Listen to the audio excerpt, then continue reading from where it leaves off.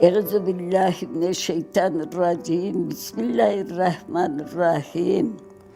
Yasin. Allahümme salli ala Muhammed ve ala Muhammed.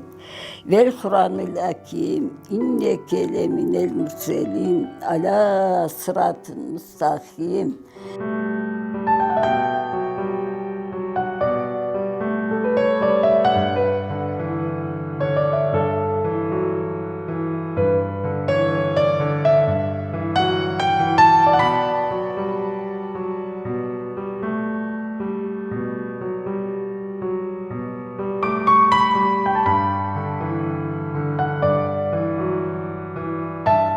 Kurabiye çıktı. Tek varıp kabuk tüflağımı aldım bir kere. O da saldan geldi, hortum saldandan tüflağımı alıp kaçtım ama bana bir şey yapar diye.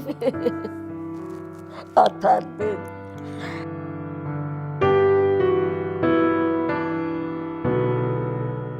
Aşamaya bir şey yok, yarım çuvalını aldık hedi. Anam ağır basar idi, bir yerde duranda direkler olsa ağaç çıkar ediler. Bir yerde teneke yarar ediler, bir yerde taş, kerpiç. Son bir yerde de çok duracak olsa ateş yakıp o tenekenin üstüne bir de pişirirdiler hamurunu.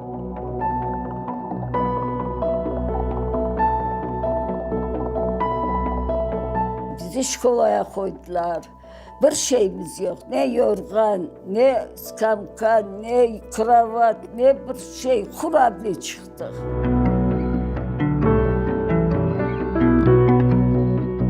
Ural'da ben vesarop edim. Kışta. Barde splavçık edim.